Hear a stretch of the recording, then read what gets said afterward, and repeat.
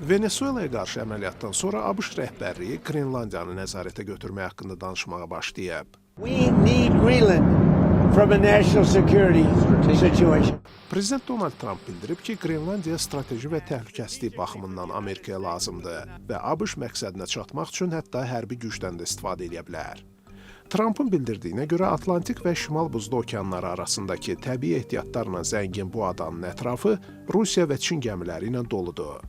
ABŞ prezidentinin bu fikirləri Avropada kəskin reaksiya doğurub.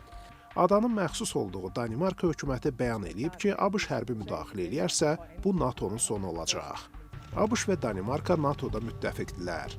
Cəmi 57 min insanın yaşadığı Qrenlandiyanın yaxınlığından Arktikanın mühüm gəmi marşrutları keçir.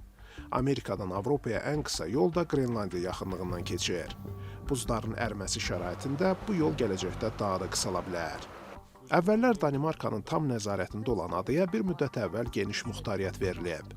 Əhali hətta referendum yolu ilə özünü müstəqil dövlət də elan edə bilər. Rəy sorğuları ada əhalisinin müstəqillik tərəfdarı olduğunu, ABŞ-ın nəzarətini istəmədiyini göstərir. Qrenlandiya neft-qazla yanaşı nadir metallarla da zəngindir. Bu metallar elektromobil və sair müasir texnologiyaların istehsalı üçün vacibdir.